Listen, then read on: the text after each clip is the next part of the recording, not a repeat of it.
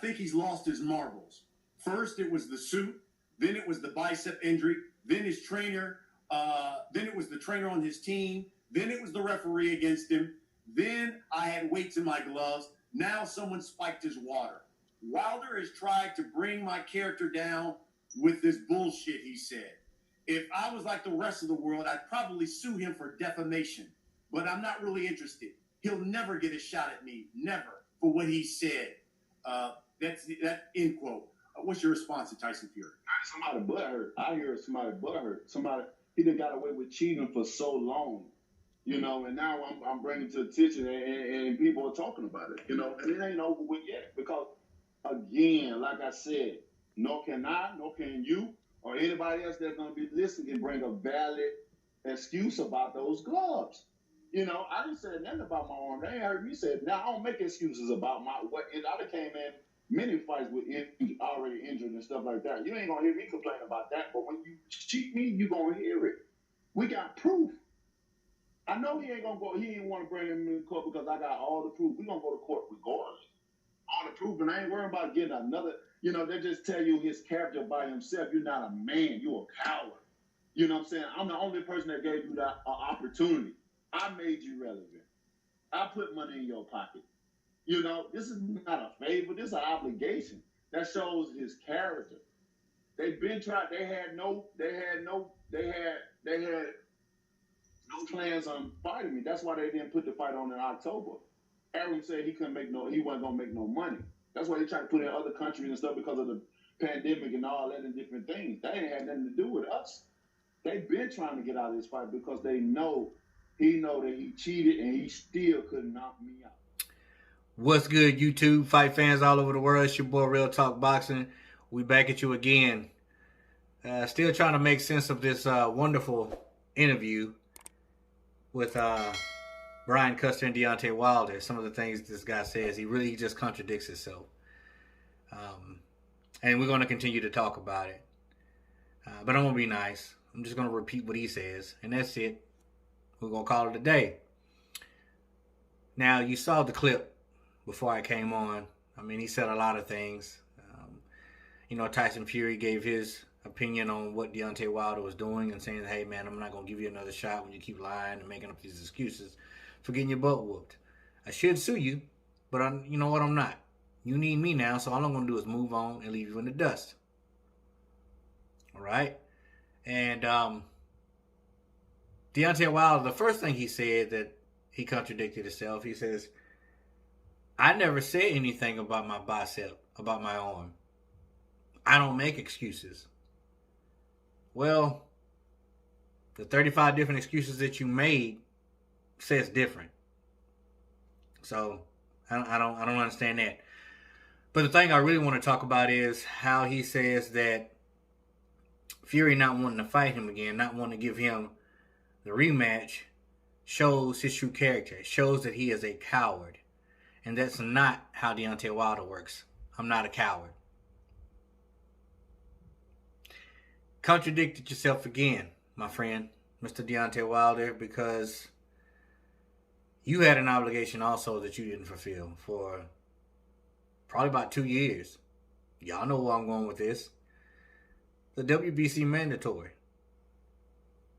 Did you forget about that? See, when you're answering questions, you really need to think before you talk, because Dillian Whyte was your mandatory.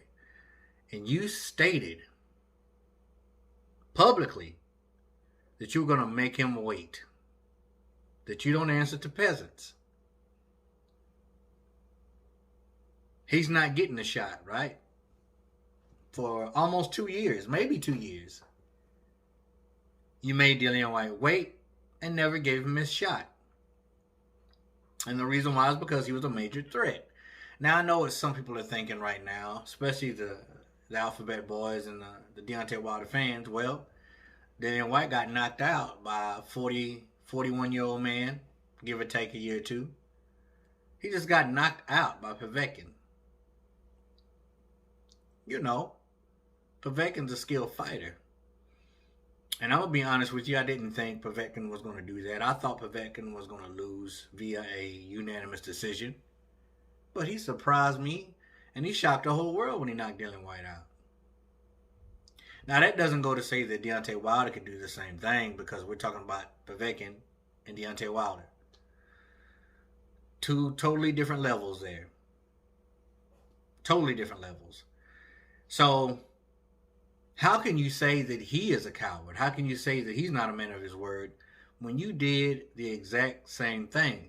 The only difference is Dillian White wasn't spitting lies about you, trying to tarnish your reputation. So you want to continue to bring up the fact that, oh, he's a known cheater. Yeah, there's been rumors about Tyson Fury cheating. It has. And he's not clean. Just like the rest of the people in this world. Everybody has some dirt, some skeletons in the closet. But let's say that all those accusations, those past accusations, were true about him cheating. Let's just say that they were true. What makes you think he cheated when he fought you? See, it's easy to dig up people's past and throw it in people's face to get them to believe certain things. Especially when a fighter is oblivious to the fact and reality that he lost. You can't call Tyson Fury a coward and not being a man of his word when you did the exact same thing. The only difference is Dillian White wasn't spitting lies and trying to tarnish your reputation, trying to get the WBC title shot that he so rightfully deserved. All he did was spit the truth. Come on, man. Stop making me wait. How long I gotta wait? We all know the truth, man. But you won't speak the truth. You make it hard for people to trust you, understand you, and like you. Just speak the truth. You say you have proof that he cheated. What proof do you have? And you also went to say, in the first fight, you saw Ricky Hatton pulling down his gloves. And then immediately after you said that, you said, I didn't know what he was doing. I thought he was massaging his arm. Well, who's to say that that's exactly what he was doing? Massaging his arm. But after the fight, not during the fight, because if I'm a fighter and I see something plain as day, I'm going to say something about it during the fight, not after. Not after. Just like all the excuses came after the fight. Not the ring interview, because the ring interview, you gave Tyson his just due. I was beat by the better man. The better man won tonight. But immediately after, something was wrong with me. You can look at me and see something was wrong with me. 15 minutes before I went out, something was wrong with me. Before that, it was the suit. I tell you what was wrong with you, bro. You said you had no control over your body functions. You was under the influence of something. You couldn't control anything about your body. Legs weren't there. You were under the influence of fear. You remember the first fight. You gave Tyson Fury all you had. You knocked him down twice. The second knockdown was pretty nasty. But he rose like a phoenix from the ashes. And brother, I saw your face. You were so confused. That right there is when your life changed in the ring. I can't knock this man out. He's still coming. I can't beat this man. And then I remember seeing a face-off for the second fight when Tyson Fury came in big. You pushed Tyson Fury. And Tyson said something specifically that I remember very vividly. That's what 270 pounds feels like. Now you know you're up against something. You were under the influence of fear, my friend.